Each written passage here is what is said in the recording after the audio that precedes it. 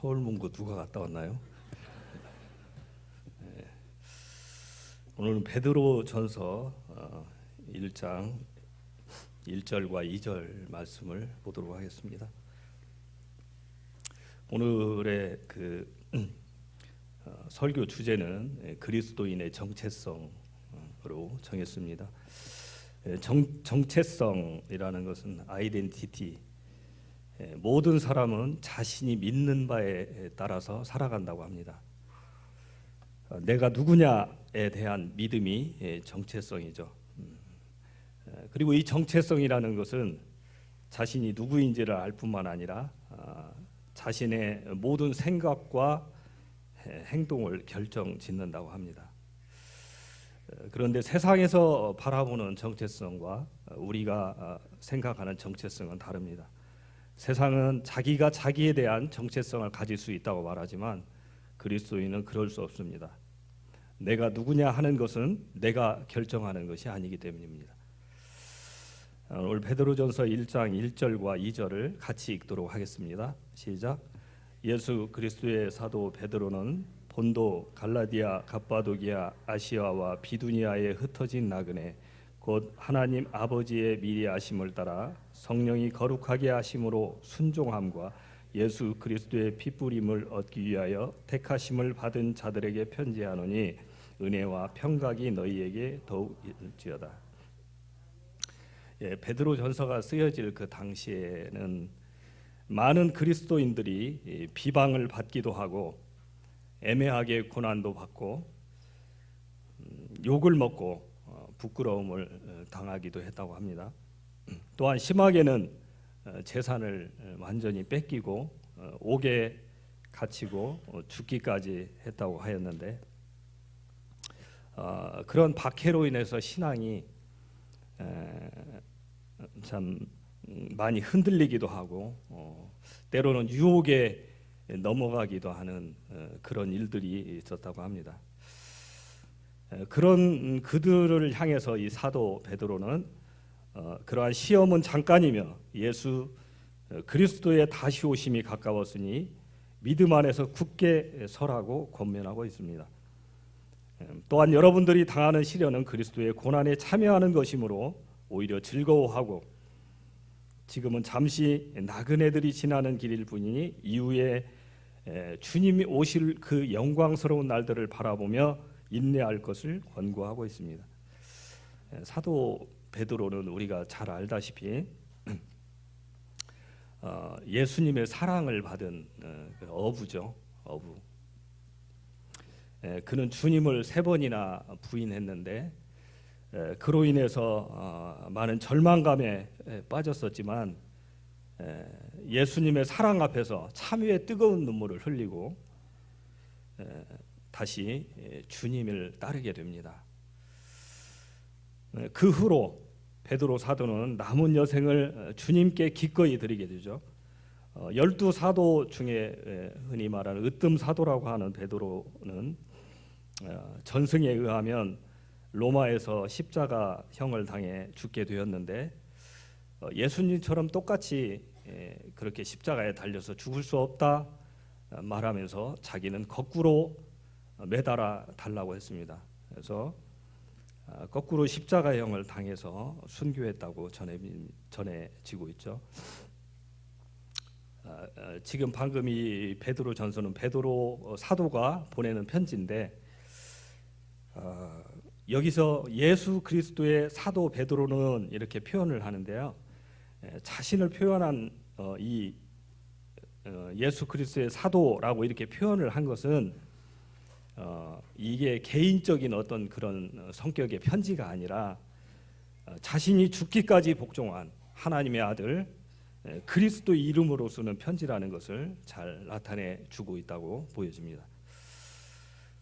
여기서 주목해 보고 싶은 단어가 있는데요. 흩어진 나그네라는 단어입니다. 여기는 본도, 갈라디아, 갑바도기아, 아시아와 비두니아, 여기는 지금의 터키 지방 소아시아 지역인데 거기에 흩어져서 살고 있는 사람들을 향해서 나그네라는 표현을 씁니다. 그리스도인의 정체성 중 하나가 바로 이 나그네라는 것이죠. 이 베드로전서에만 3번 등장하는 베드로전서에 3번 등장하는 이 단어죠. 자기 고향을 떠나서 다른 곳에서 머물고 떠도는 사람들도 나그네라고 하죠. 여기서 베드로 사도가 수신자들을 향해서 나그네라고 부른 까닭은 성도들은 이 세상에 영원히 머물러 있을 존재가 아니기 때문이며 어떤 면에서 이 땅에서 나그네 이방인과 같이 낯선 자들이기 때문입니다. 흩어진 나그네라는 것을 이제 어떤 분들은 그렇게 말하더라고요. 당시에 소아시아 지역에 흩어져 사는 디아스포라 유대인들, 그 유대인들을 말한다 이렇게 표현하는데 또 대부분의 그 학자들은 그러나 소아시아 지역에 사는 모든 유대인뿐만 아니라 이방인들도 포함한다. 더 나아가서 이 세상에 살지만 이 세상에 속하지 않는 천국을 본향 삼아 사는 모든 그리스도인들을 표현한다 이렇게 말하고 있습니다. 베드로전서 2장에도 보면 그런 표현이 있죠. 사랑하는 자들아 나그네와 행인 같은 너희를 권하노니 영혼을 거슬려 싸우는 육체의 정욕을 제어하라. 여기서도 나그네와 행인이라고 하였는데요. 이 베드로전서에 어떻게 보면 중심 사상이 바로 이 나그네와 행인이에요.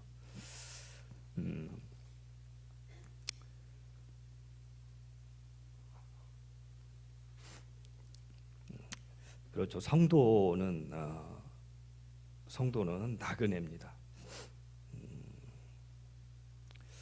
왜냐하면 여기 이 세상은 영구히 우리가 살 수 있는 사는 거처가 아니기 때문이죠.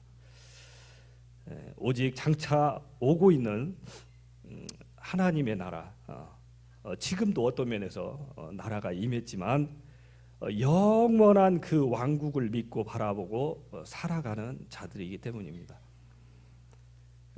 여기서 말하는 나그네는 방랑자가 아니죠. 방랑자는 갈 곳이 없는 자들을 방랑자라고 하고 나그네는 목적이 있는 자를 말합니다. 이 세상에 살면서 이 세상의 것이 아닌 하나님의 자녀의 신분으로 살아가는 자들을 말하죠. 그렇기 때문에 오늘도 우리는 하나님의 말씀을 따라 살기를 고백하고 또 하나님을 섬기고 예배하고 하나님의 영광을 위한 그 삶을 목적으로 삼고 그런 선교적인 삶을 사는 자들이라고 하는 것입니다. 이 말 뜻은 이 세상이 추구하는 가치, 목적, 습관 그런 것이 이상해야 된다고 하는 것이죠. 우리한테는 그런 것들이 낯설고 이상해야 된다는 것입니다. 우리들에게 있어서 이 세상이라는 무대는 잠시 지나가는 것일 뿐입니다. 그렇기 때문에 우리는 세상에 잘 맞지 않아야 된다고 하는 것입니다. 주님을 진실로 믿고 구원받은 성도는 저 세상에 나가면 어색해야 돼요. 뭔가 나에게 불편해야 되는 것이 맞다는 것입니다. 잘 맞지 않은 곳에 서 있는 것 같기 때문에 긴장이 있을 수도 있고요. 어떤 면에서 마음이 편치를 않아야 된다는 것이죠. 우리는 하나님께서 통치하고 다스리시는 하늘의 도성을 바라보며 살기 때문에 그렇습니다. 구원받은 연수가 더해가면 이 땅에서 낯설고 어색해져야 맞죠. 더 분명하게 말하면 주님 때문에 안정을 얻지 못하는 주님의 나라를 사모하기 때문에 안정을 얻지 못하는 그런 긴장하는 삶을 살아야 된다는 것입니다. 시간이 가고 나이가 점점 들수록 더 부자연스러워져야 맞죠. 더 이 세상은 나에게 안 맞는 곳이 되어야 맞다는 것입니다. 그래서 어서 빨리 영원한 하나님의 나라에 가고 싶어서 마음이 촉박해져야 됩니다.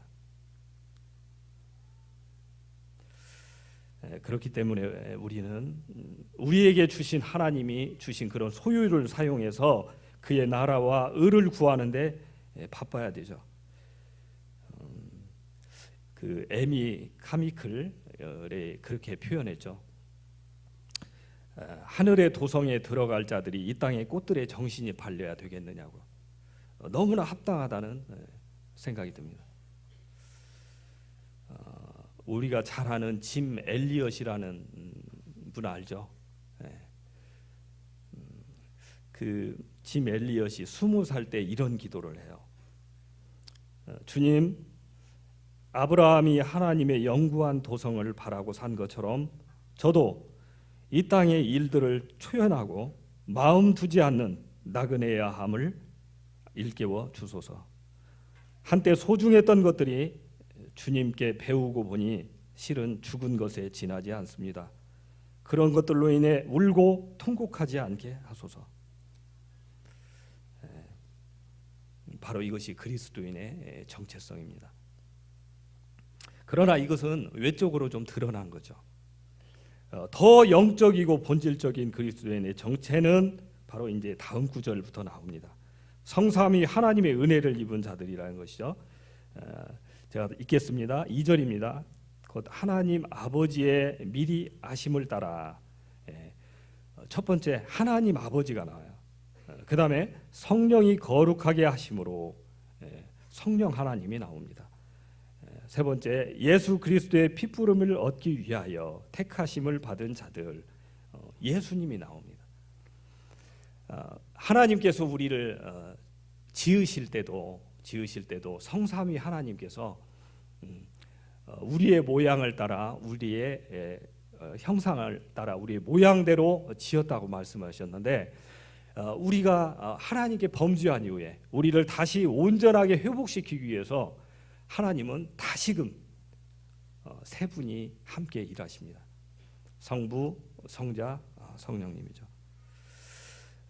첫째는 하나님 아버지 미리 아심을 따라 난 자라고 되어 있죠. 성부 하나님의 사랑을 선택을 받은 자들입니다.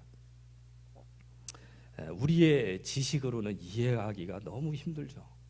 아니, 영원히 이해할 수 없는 일이죠. 하나님이 저희들을 미리 알고 선택하셨다는 이 교리는 정말 신비하지 않을 수 없어요. 그러나 성경은 분명히 그렇게 말씀하고 있다는 거예요. 지금 저희들이 여기에 이렇게 앉아 있는 이유가 하나님이 미리 성부 하나님이 선택하셨다는 거예요. 그래서 로마서에서는 이렇게 표현합니다. 하나님이 미리 하신 자들을 또한 그 아들의 형상을 본받게 하기 위하여 미리 정하셨으니. 놀라운 말씀이죠. 두 번째는 성령의 거룩함을 받았다는 것입니다. 첫째는 성부 하나님의 선택을 받은 자요, 두 번째는 성령의 역사에 의해서 구별된 자들이라고 하는 것입니다. 거룩하게 되었다라는 말은 구별되었다라는 말하고 같습니다. 세상에 수많은 사람들이 있죠. 저희들이 그들과 같지 않는 것은 구별되었기 때문입니다. 이건 성령님의 역사죠. 엊그저께 매일의 묵상에서도 그런 내용이 나왔는데, 하나님께서, 성령님께서는 저희들의 은사도 구별한다는 거예요. 저희들이 무언가 재능이 있습니까? 근데 세상 사람들도 똑같이 그런 재능을 가지고 있어요. 아니, 더 세상 사람들은 우리보다도 훨씬 나은 그런 재능을 가질 수 있어요. 그런데 왜 우리가 드리는 그 재능을 하나님이 받으시냐? 성령님이 구별해 놓으셨기 때문이에요. 성별해 놓으셨기 때문이에요.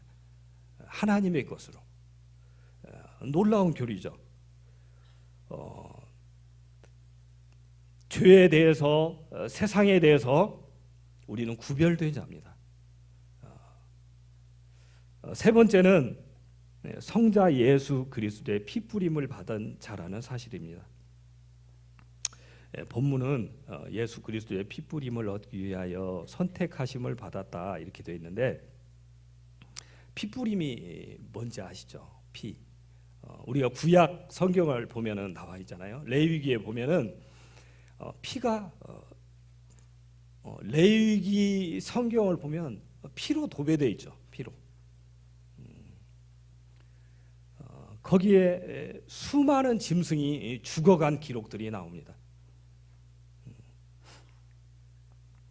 이 피 뿌림이라는 것은 구약 시대에 죄는 사람이 지었지만 죄는 사람이 지었죠. 그런데 그 죄를 대신해서 가져간 그 양과 염소나 비둘기나 이런 짐승들이 사람의 죄를 대신했다는 거죠. 그렇게 해서 그 죄인의 죄가 속죄되었듯이 십자가에서 예수님이 한 마리의 어린 양이 되셔서, 오늘도 그런 기도들이 많이 나왔는데, 한 마리의 어린 양 되셔서 물과 피를 다 쏟으셨다는 거예요. 예수 그리스도의 죽으심에 대한 표현이 바로 피뿌림입니다. 그 누구라고 할지라도 예수님의 피가 뿌려지지 않았다면 그는 속죄받을 수 없습니다. 그러므로 그리스도인은 그 마음에 예수의 피가 영원히 발라져 있는 자들입니다. 우리가 왜 저 세상의 사람들과 같을 수 없느냐? 우리 마음에 예수 그리스도의 피가 발라져 있기 때문입니다. 이것이 본질적인 우리의 정체성입니다. 우리는 나그네도 되지만 왜 나그네가 될 수밖에 없었느냐? 하나님이 우리를 미리 정하셨기 때문에, 성령님이 우리를 구별해 내셨기 때문에, 예수 그리스도의 피가 발라졌기 때문에. 이건 놀라운 사실이에요. 놀라운 사실입니다. 사도 바울은 갈라디아에서 그렇게 말하죠. 이후로는 누구든지 나를 괴롭게 하지 말라. 내가 내 몸에 예수의 흔적을 지니고 있노라. 영원히 예수 그리스도의 낙인이 찍혔다는 거죠.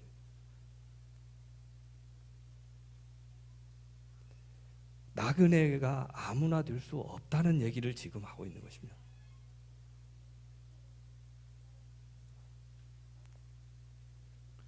베드로 서신을 받은 이 흩어진 나그네들의 정체가 바로 이렇게 밝혀져요. 그들은 이 세상에서는 이방인들이고 객이고 나그네들인데, 방금 말했듯이 성부 하나님과 성자 예수 그리스도와 성령 하나님의 은총을 입은 자들이기 때문입니다. 형제 자매님들, 나를 누구라고 생각하고 살고 계십니까? 굉장히 중요한 물음이죠. 정체성, 아이덴티티는 나를 누구라고 믿고 사느냐, 그것이 곧 나를 누구라고 믿느냐에 따라서 내 행동과 삶과 나의 태도가 결정된다는 것입니다.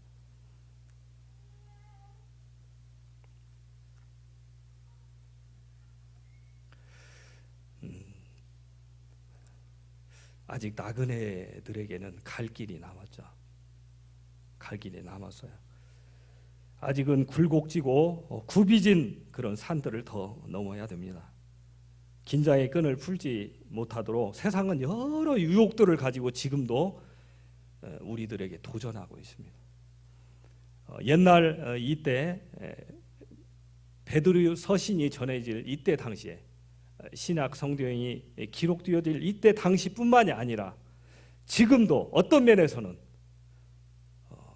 사단은 계속해서 우리를 끊임없이 시험하고 우리를 농락하고 우리를 이간질하고 있습니다.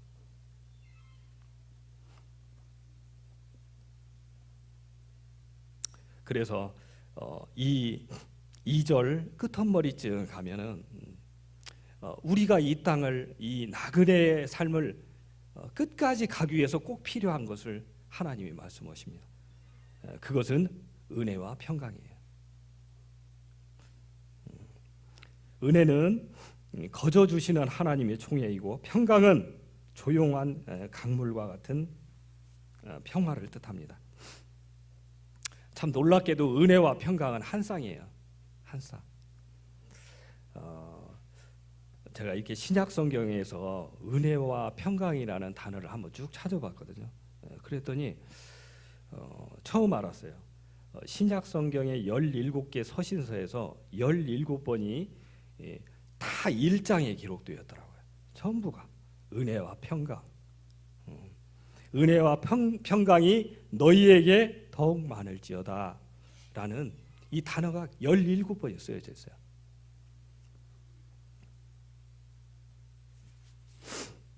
그것은 아직 우리가 더 가야 되는데 이 나그네들에게 하나님이 베푸시는 특별한 축복이고 그것은 어떻게 보면 의복인 것 같습니다. 하나님의 은혜가 있어야죠.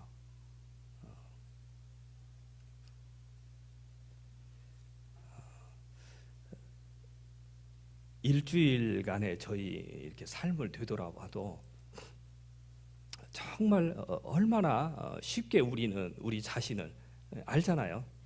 하나님 앞에서 얼마나 참 부족하고 연약한 존재인지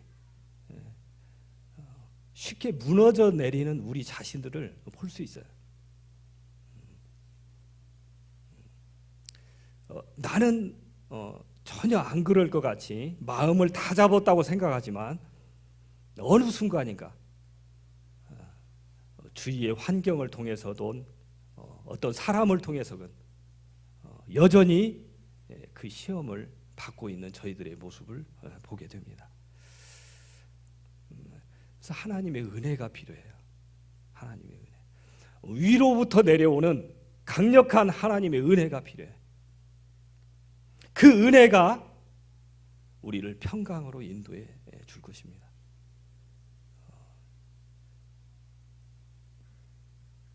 고난 없는 인생 없죠. 그러나 특히 그리스도인들이라는 신분으로 인해서 이 땅을 살아가는 동안 받게 되는 어려움이 수없이 있죠.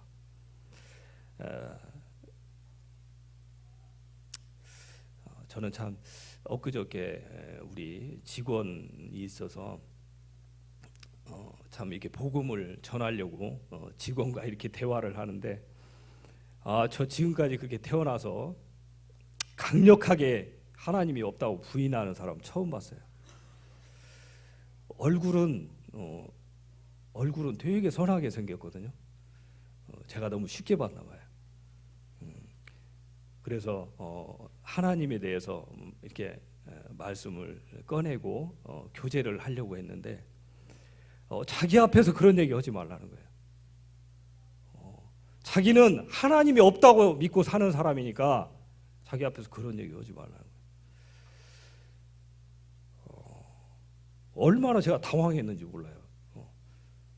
제가 그래도 직원들한테 평판이 나쁘지는 않거든요. 근데 굉장히 이 사람이 마치 일부러 하나님을 잊으려고 하는 자들처럼 일부러 하나님을 부인하는 것처럼 보일 정도로 굉장히 강팍한 마음을 봤어요. 깜짝 놀랐어요. 너무나 놀라서 지금도 그 생각하면 가슴이 좀 벌렁거리는데,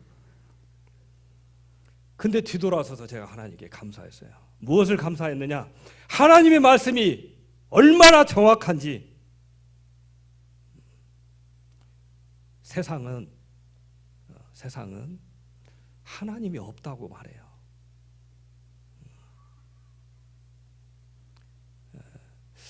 그 사람이 그렇게까지 해놓고 나서 나중에 알았다고 하고 마무리를 짓고 나니까 자기가 굉장히 미안했나 봐요. 자기도 왜 그렇게 자기가 화가 났는지 모르는 듯한 표정으로 저한테 미안하다고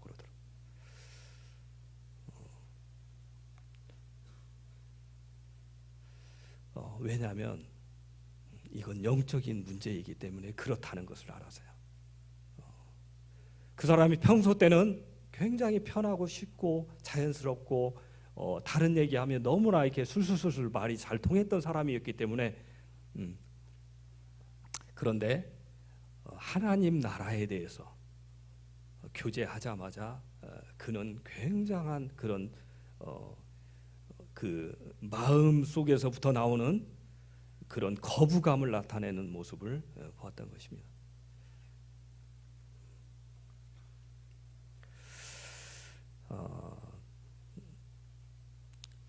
복음을 아무나 듣는 게 아니구나. 하나님의 말씀이 들려질 때 그 말씀을 그래도 구원받지 않은 사람들이라 할지라도 자연스럽게 받는 사람도 있고 불편하지만 그래도 끝까지 들어주는 사람도 있고 여러 사람들이 있는데 참 그것도 하나님의 은혜라는 생각이 들었어요. 그것마저도 어쨌든 참 감사했어요. 그래도 제가 다른 걸로 인해서 그렇게 그 사람을 불편하게 한 것이 아니고 저는 진심으로 하나님을 믿기를 바라고 그 마음으로 전했기 때문에 저는 감사할 수밖에 없었습니다.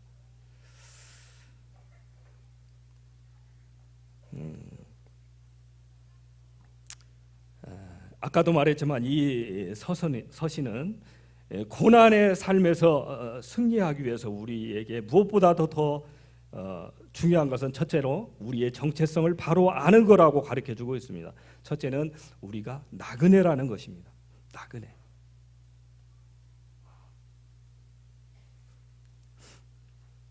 우리의 신분을 바로 기억해야 됩니다.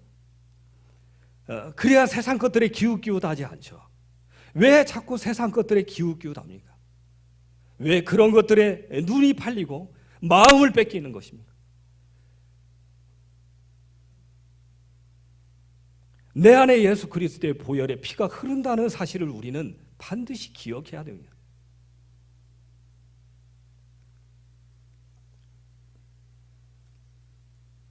그래서 베드로 이 사도가 말한 것처럼 우리는 나그네지만 우리는 산 소망을 가지고 살아가는 자들이라는 것입니다.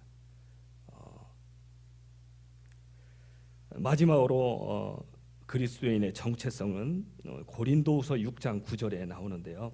같이 한번 보도록 하겠습니다. 사도 바울이 고백하는 장면입니다.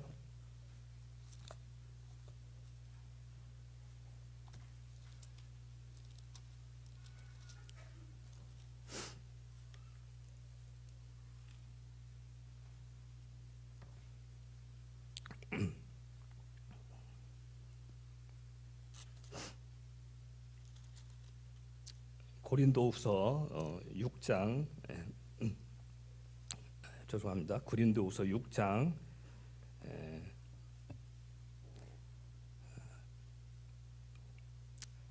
7절부터 10절까지 같이 읽도록 하겠습니다. 7절부터 10절까지 시작.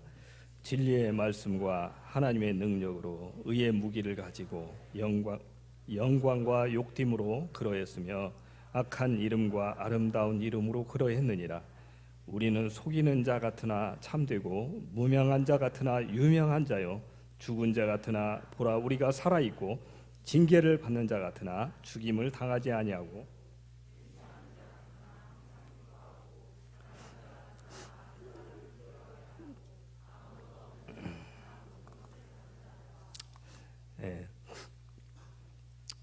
여기에 6장에도 보면 방금 읽은 부분 바로 위에를 보면은 우리 성도들에게 일어날 수밖에 없는 일들에 대해서 나타내주고 있습니다.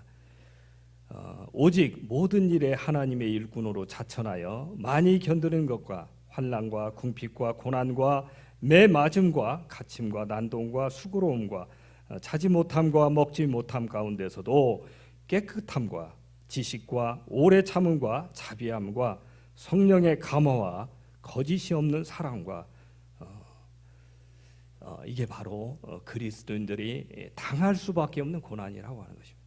어떤 면에서 우리가 이런 고난을 당하지 않는다고 한다면은 그것 또한 문제가 있는 것입니다. 저도 참 근간에 그 아까 인용했던 짐 엘리엇의 그 전능자의 그늘이라고 하는 그 책을 보고 있는데 참 제가 그렇게 찾던 책 중에 하나였지 않았나 싶습니다. 그 책을 30페이지도 읽기 전에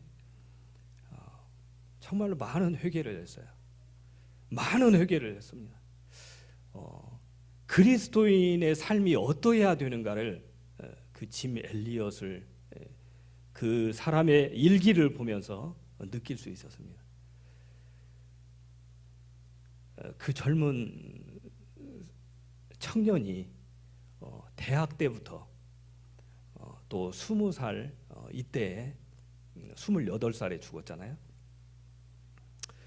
하나님 앞에서 자기의 마음을 그때그때 일기로 다 표현한 것을 그의 아내가 쓴 책이 이 전능자의 그늘이라는 책인데, 하나님의 사람이 구원을 받고 나서 어떻게 성장해 가는가를 마치 적어놓은 것 같았어요. 너무나 아름답고 너무나 멋있는 모습을 보게 됐습니다. 참 이 책을 우리 특히나 청년 형제들, 학생들이 다 읽었으면 좋겠다는 생각을 너무 많이 했어요.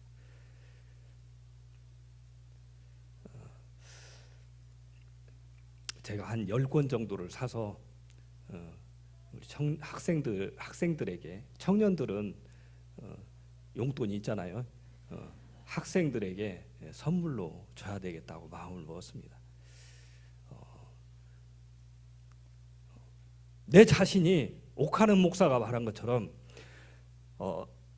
그 그리스도인을 닮아가는 사람, 십자가를 가까이 하기 위해서 끊임없이 몸부림치는 짐 엘리엇의 모습을 보면 내 자신이 얼마나 속물인지를 알 것이라고 했던 그 말씀이 왜 그렇게 옥하는 목사가 주장했는지 알게 됐어요. 정말로 부끄러웠어요. 우리 형제 자매님들 앞에서 제가 장로로서 너무나 부끄러웠어요.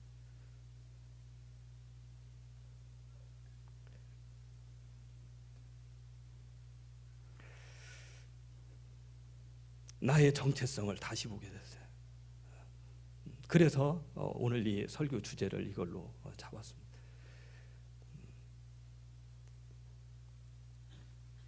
여기에 참으로 역설적인 표현들이 많이 나오는데, 우리는 속이는 자 같으나 참되다고 했습니다. 이것은 참되다는 말에 무게를 더 두어야 됩니다. 우리는 하나님 앞에서 참되게 살아야 돼요. 거짓으로 살면 안 됩니다. 아무리 훌륭한 기도를 해도 그것이 거짓일 수 있습니다.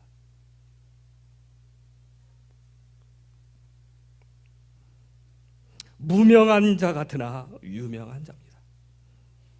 이 세상에서 우리는 무명할 수밖에 없습니다. 이 세상에서 유명하면 안 돼요.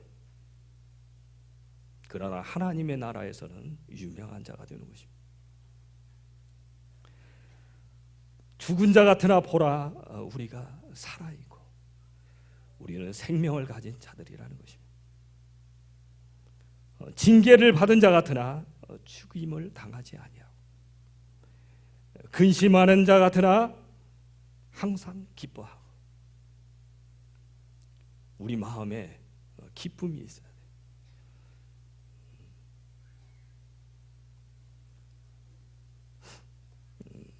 가난한 자 같으나 많은 사람을 부요하게 하고, 이 말씀을 유심히 봤습니다. 유심히 봤어요. 가난한 자 같으나 부하고라고 안 써 있어요. 가난한 자 같으나 많은 사람을 부유하게 하고 이렇게 써 있습니다. 부한 자들이 부한 게 아니라는 거예요. 다른 사람을 부유하게 하는 자들이 부하다는 것입니다. 아무것도 없는 자 같으나 모든 것을 가진 자로다.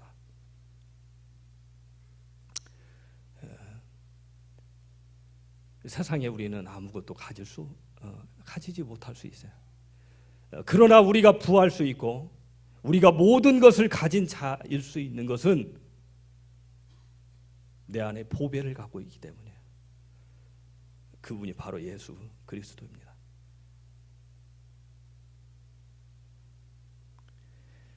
우리는 이 눈으로 보이는 가시적인 세상과 눈으로 보이지 않는 하나님의 나라를 같이 보고 있고 살고 있습니다. 그리스도인은 보이지 않는 하나님의 나라에서 살아가는 역설적인 사람입니다. 세상에서 유명한 자 되기 바라지 마십시오. 하나님의 나라에서 유명한 자 되기를 소망합니다. 저를 포함해서 우리 모두가 주님 배울 때 정말 부끄럽지 않게, 주님 앞에서 부끄럽지 않게, 진실되게, 참되게, 정결한 마음과 선한 양심과 거짓 없는 믿음으로 그렇게 하나님 앞에 달려가기를 소망합니다. 기도하고 마치겠습니다. 아버지 하나님, 저희가 누구인지 다시금 깨닫게 해주시기를 소망합니다. 이 세상에 속하지 않은 영원히 주님께 속한 주님의 자녀인 것을 알게 해주시고 그런 모습으로 잠시 지나는 이 세상 속에서 나그네처럼 살아가는 저희가 되기를 소망합니다. 예수님의 이름으로 감사하며 기도하옵나이다. 아멘.